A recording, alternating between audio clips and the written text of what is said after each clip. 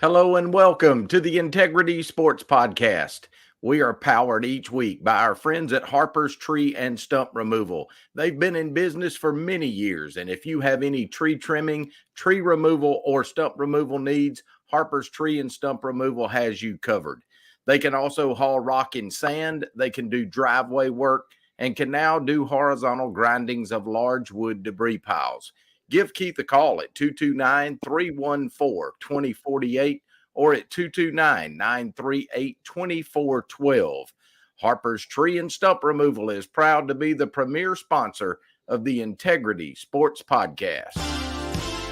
Welcome to the Integrity Sports Podcast, covering local sports in the Southwest Georgia area, creating content that is factual, positive, and informative, promoting efforts by athletes, coaches, and sports administrators. Now, here's your host, Tim Estes. Hello, and thank you for making the Integrity Sports Podcast a part of your weekly routine. Unfortunately, we are not able to be live at the Roman Oven tonight due to Hurricane Helena that's coming in, or Helene. I don't know, Scott, how they pronounce it yet. I do know it looks like it's going to be a powerful storm, and this was our best option tonight. It is. It's bearing down on us, and it's going to be creeping up. And they say it's going to run right up the 19 corridor. So that tells us that we're going to get a front row seat to this hurricane. We hope that you'll come by next week at Roman Oven and eat supper with us and talk high school football. Scott, let's get started early tonight and go ahead and talk about Southland Academy. They were 1-5, or are 1-5 right now. They lost 29-21 to Tift Area Academy last week. And Scott, I think you and I hit this one on the head when we were talking about it during our show. We felt like Chance Jones's group was really getting better. They were playing a team that was 4-1 going into last week, a very good Tift Area team. And you and I in the press box last week kept a close eye on that game. And it was 21-21 late into the fourth quarter. Tift Area scored right at the end to win it 29-21, but a valiant effort by the Raiders. Tim, conventional wisdom or common sense, whatever, would dictate that as Southland progresses in the season and they've had some key injuries, you would think it would not be possible for them to get better, but they are. And they're playing better. They're playing better against better teams. So that tells me, as just a casual observer, that they're starting to figure out the wing tee. They're starting to buy, or they've already bought into it, really and truly, and it's starting to work. I mean, you just imagine right now, if Southland was fully loaded and fully healthy, what they would be doing right now. Yeah, and they got Jack Say back last week. He was one of them that they lost during the first game of the season. So they were feeling good. Their injuries were lessening. And then several guys went out during the game last week. Had a couple that went out due to concussion protocols.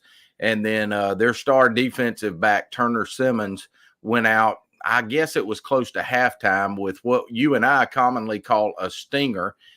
One of his arms kind of went numb, didn't have a lot of feeling in his hand. They are hopeful. I've talked to him this week, and they're hopeful that he will be back for this week's game. But Southland, already down in numbers, can't afford to lose many more. Well, even though some are coming back, one key component, the quarterback's not coming back until next year. So even though they're getting a lot back, they're still missing a huge part of their team regardless. And still, like I said, we can see a steady improvement.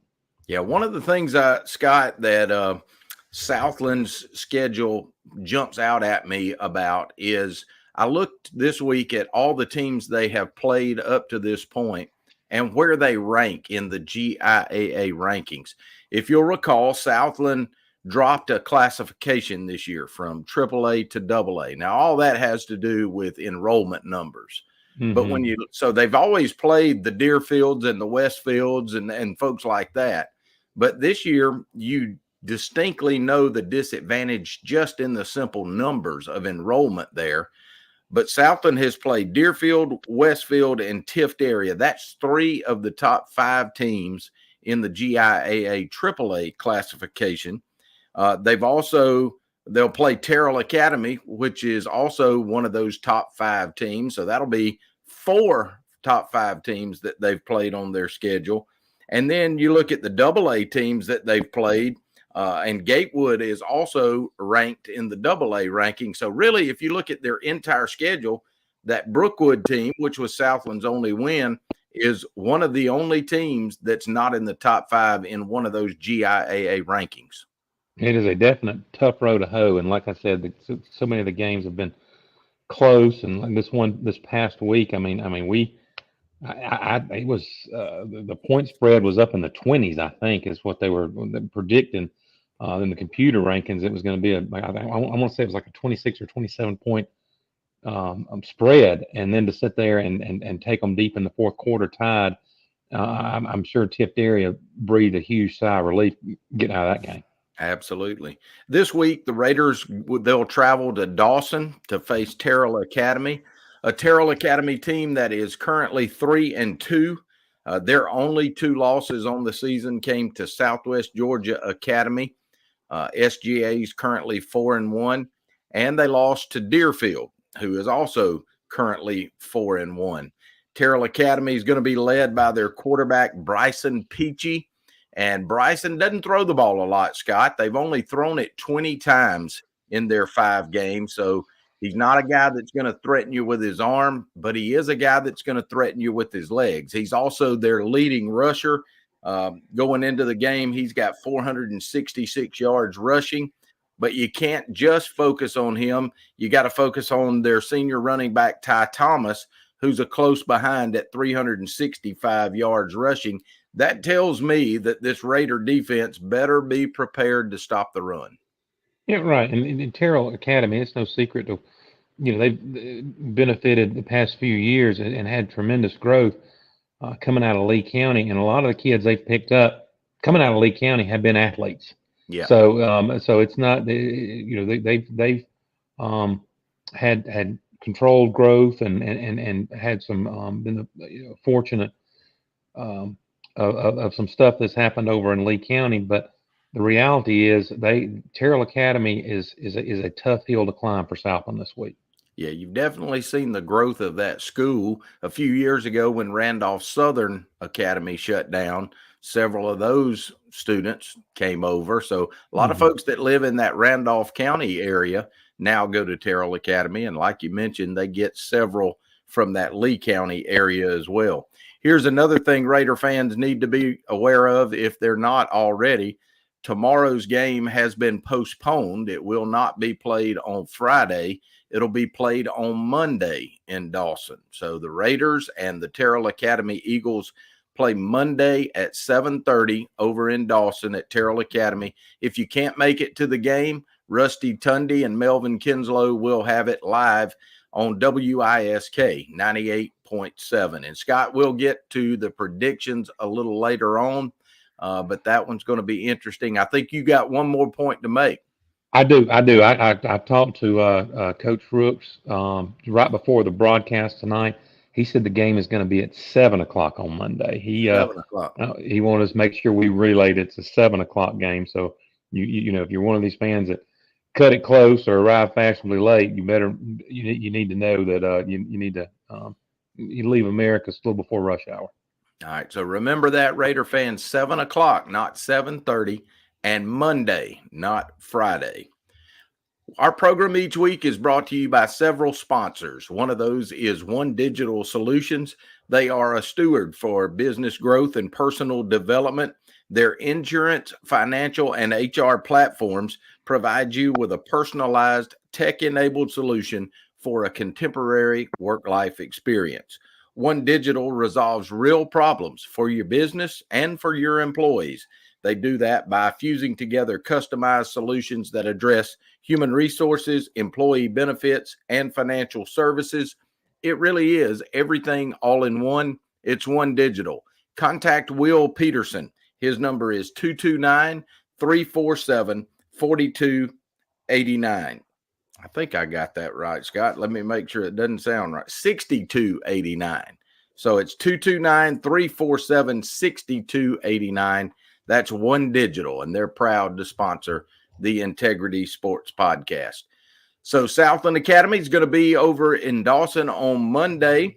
The Sly County Wildcats, as of right now, will be traveling over to Macon County.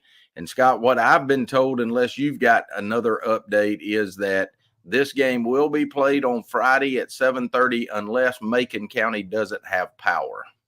Mm-hmm. Yeah, you've got the most recent news on that. It could still be called off, but right now make your plans to be there. And I think that the Storm should have, by the time the game kicks off, should have already run through and maybe up in North Georgia or Tennessee by that time. So maybe we just maybe we won't be in too bad a shape and we can get the football game in. The Wildcats last week came away with a 53-21 win over Crawford County, and that puts their record at 3 wins and 3 losses on the season. As we said, they'll face Macon County, who's 3-3 at Macon County. And Scott, I think from day one, when you and I looked at this region and what everybody had coming back, we kind of felt like this was the game that would determine the region championship. Still don't know if that's going to be the case, but right now it looks kind of like it. I mean, I think a lot of people think that Taylor County may have something to say in that before the end of the season, but as it stands right now, this looks like it may be the region championship game. Scott, I felt like the Wildcats dominated the game from the opening kickoff last week. Quarterback Blake Weldon had another good game throwing the football. He had 283 yards through the air against Crawford. Kendall Sims, who's always a key cog in the wheel, he's averaging 115 yards per game receiving and had another good night against Crawford County. Flipping over on the defensive side of the ball, 2 guys that are starting to make an impact. When folks think Sly County defense, Scott, they automatically think Zayden Walker, and they should. He's that good of a player. Brody Smith, also a very dominant player, and we've talked about him a lot.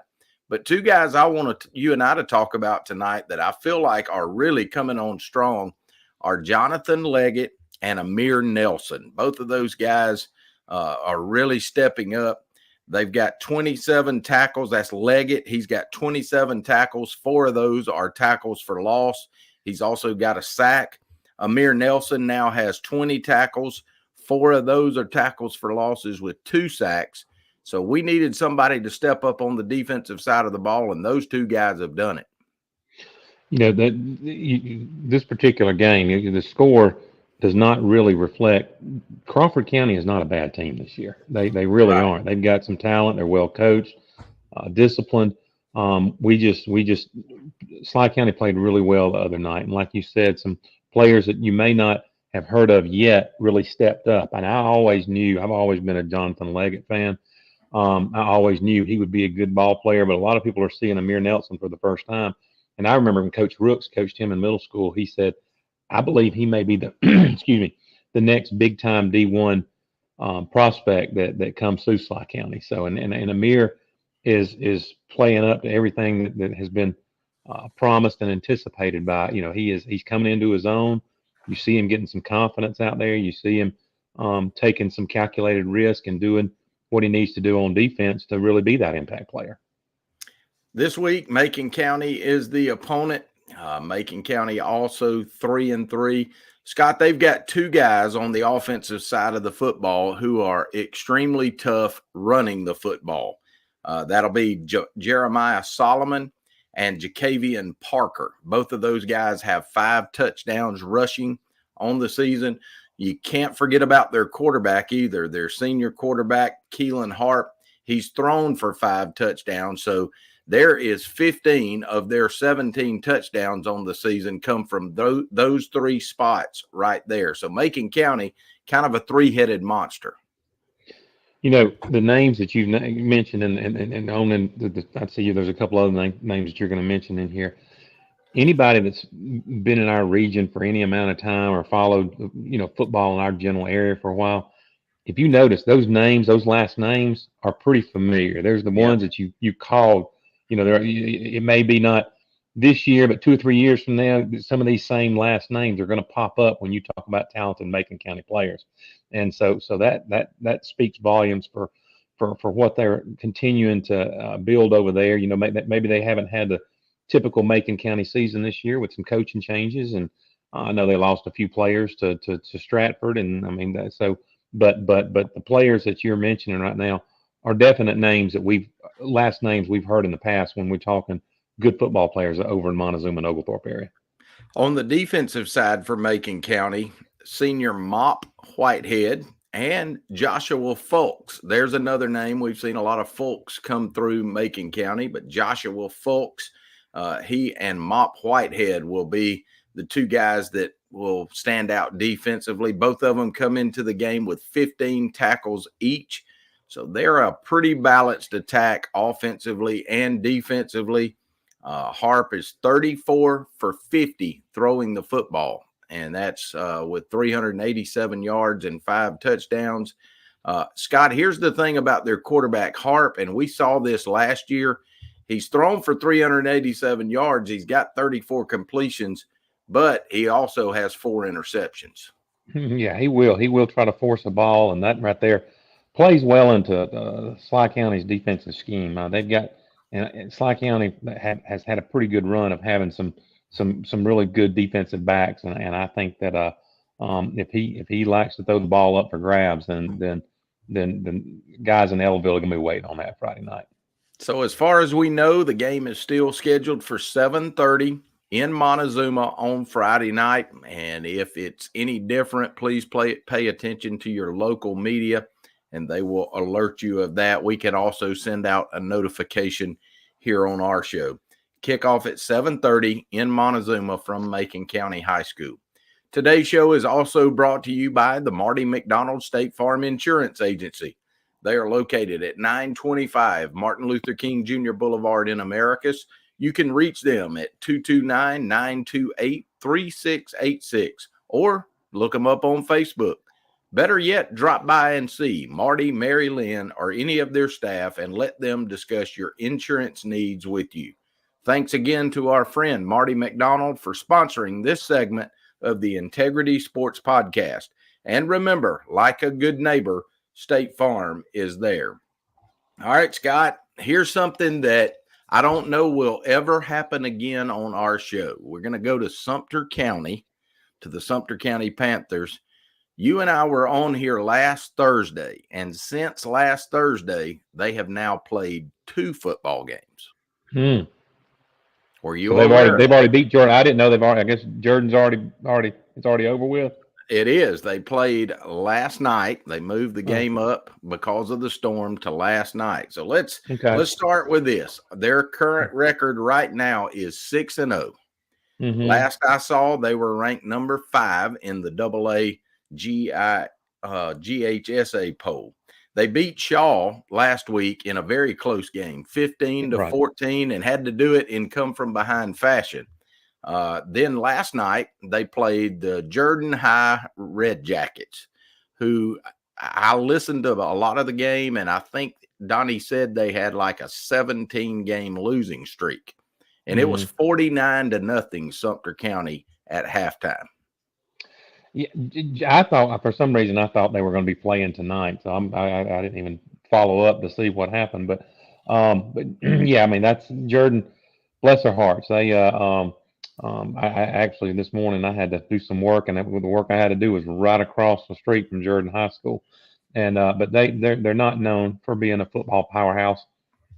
Of course, most schools in Columbus, other than Carver and Shaw for a brief time, they're really not known for.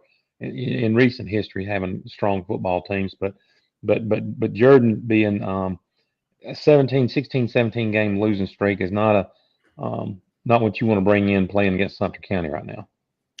Scott, I would have to vote for Will Rogers right now for at least the region coach of the year. He has taken a program that didn't win more than 1 game over 3 years prior to him, and now here they are sitting at 6-0. You and I have gotten to know him pretty well. He's a good guy. He's also a good football coach. He is, and he makes himself, readily available to you or I, or really anybody that wants to come and talk to him. And he's always engaging, and I mean, it looks like he's glad to see us when we're around and all. So, not all, little podcast folks or media folks get that reception, but he is, and I think, I mean, he knows that we've been rooting for him since day one, and really wanted him to turn that program around, and he's done it. I mean, I think it's pretty easy to see that he's done it. Yeah, I don't have any stats on last night's game, but against Shaw, here's something interesting. They threw for 130 yards and they ran for 130 yards. So perfectly balanced on offense. Right. That's unusual. And then on defense, linebackers Kendall Thomas and A.J. Kearse led the Panthers with 21 and 18 tackles. Scott, that's usually pretty good for 3 or 4 games. To do that, in one game is amazing. Oh yeah, you would have thought that they would eventually realize and try to come up with a different scheme, but I guess they didn't have anything. So we won't have a prediction on that one tonight, but congratulations to the Panthers of Sumter County sitting at 6-0, and certainly we'll see them move up in the polls in the coming weeks. This show is sponsored today also by the Fish House Restaurant located at 224 North Jackson Street. They are known for some of the freshest seafood in all of Southwest Georgia. Whether it's fresh fish, shrimp, oysters, or catfish in their seafood center, or a hot meal and a cold drink in the Fish House Restaurant next door. Owner Mark Tyler hopes you'll come by and see them or give them a call today. They do to-go orders, and you can do that by phone at 924-5177. Let the Fish House Restaurant provide you a delicious meal tonight. They are a proud sponsor of the Integrity Sports Podcast. All right, Scott, we got a couple of other area games, and some of our area teams are off this week. I don't think they could have picked a better week to be off with all the storm stuff going on. But one big game just a little bit south of us is going to be Lee County. They're 5-0, and they're going to host Thomas County Central, who's also 5-0. That game, the only way I would call this game on either side I'm going to give the nod to whoever the home team is, because it's a tough place to play regardless which field you're at. And so the home field advantage comes into play here significantly for these two teams because they're so evenly matched and evenly talented. So I'm going to go with Lee County on this one.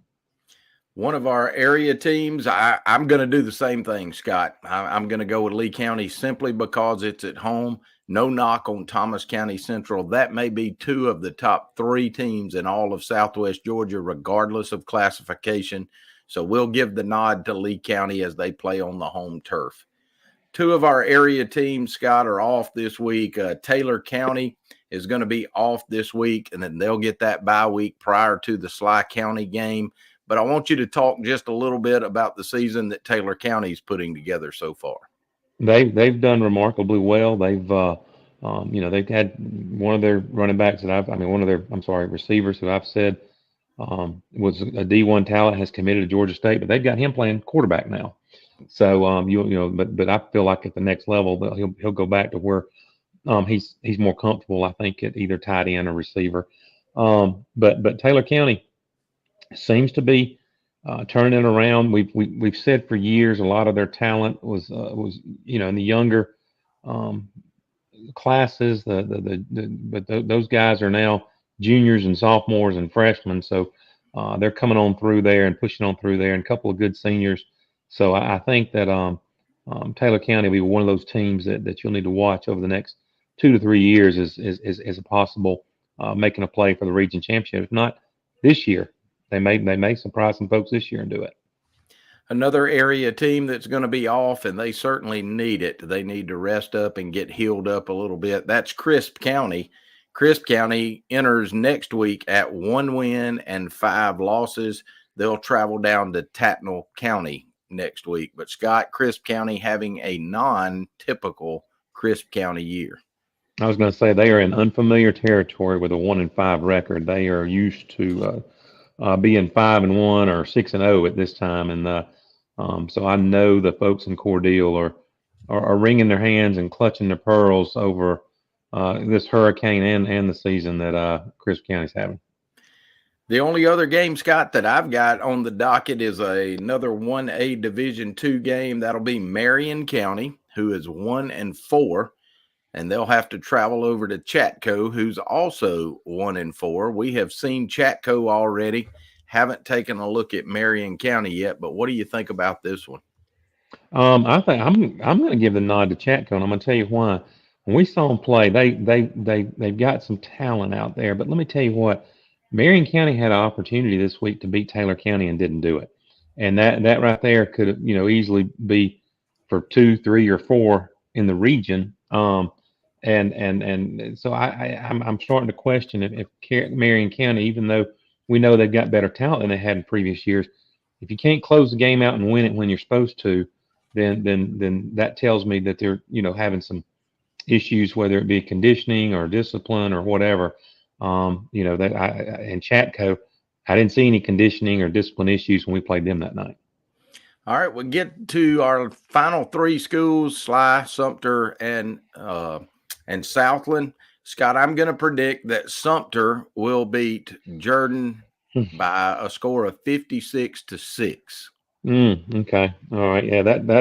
That sounds pretty strong, but yeah, I think I'm going to predict the score because I didn't do quite the amount of research that you did on this particular game, but I'll say Sumter County may win it. I am not a betting man, but if I were, I'd put a lot of money on that. All right, let's go over to Southland Academy. Southland traveling Monday to Dawson to take on Terrell Academy. Southland's 1-5. Terrell Academy is 3-2, and this is going to kick off at 7:00 on Monday. What do you think? If Southland was 100% healthy, I'd go with them on this game. I would say, okay, Southland is finally comfortable in the wing tee. They're comfortable in their and they're especially with the game they had last week. But I know those injuries are just in key spots, and Terrell County has in the past few years really beefed up their athletic department, and I'm just going to have to go with Terrell County on this one. I mean Terrell Academy this week. I'm going to go with Terrell Academy as well, a lot because of injuries, more so for the two facts that it's in Dawson and the numbers. Terrell Academy dressing out over 50 players, so they've definitely got some depth on that team. Southland, not much depth there at all. So I think the fact that Southland will keep it close through the first half, and then I think Terrell Academy wears them down toward the end. That'll get us to Sly County. Sly County going to take on Macon County in Montezuma. Both teams are at 3-3. What do you think? Even though Macon County, the names you said are definitely some names that I've heard in the past to be in some of the more athletic football players in Macon County. I think Sly County comes in wanting to get one more region championship, and a lot of those players who have waited their turn behind the kids that graduated last year, they want to show that they can win a region championship too. And if they're going to do it, this right here is the game they're going to need to make their statement. And they're going to have to do a couple more games throughout the season too. But this is a definite, they got to come out here with a win if they want to win a region championship. So are you going with Sly? Oh, I'm going with Sly. I'm going to go with Sly Okay. because I think that, yeah, I will. Sorry. All right. Here's what I would say. I'm going to go with Sly as well. When you look at the defensive stats for Macon County, they do a pretty good job stopping the run. They've got a big defensive lineman, one really good cornerback, and one really good linebacker. What they have not done very well so far is stop the pass. They've given up a lot of yardage through the air already. Blake Weldon has thrown for a lot of yardage. So I think Sly County is going to throw at will on them. Kendall Sims needs to have a big game. I'm going to go with Sly County, and I think it'll be by 2 touchdowns. Well, Kendall's no doubt they're going to line their best DB up against Kendall all night long. So, we may have to look to our progressions and look to the second and third receiver because they may be wide open when Kendall, may be covered like a blanket, especially if they double team him. So, we'll see how how the coaches, scheme and play that. Scott, it's been a lot of fun tonight. I hope you guys up in Butler will stay safe. The storm is supposed to hit here about midnight or a little later tonight, and they're telling us it's one of the roughest storms that we'll see in a long time. So everybody that's watching tonight, we hope that you will hunker down and stay safe. Scott, I hope we have some good news to report to all of our folks next week with these 3 area teams. But it's been a lot of fun. Thank you for joining me tonight. Yes, sir, Tim. Good to see you, man. And we want to thank you for making the Integrity Sports Podcast part of your weekly routine. We'll be back again next Thursday, hopefully live at the Roman Oven Pizzeria at 7:15. And we invite you to come hang out with us and eat some supper from the Roman Oven. And let's talk a little high school football. For Scott Westbrook, I'm Tim Estes. Thanks for watching. So long, everybody.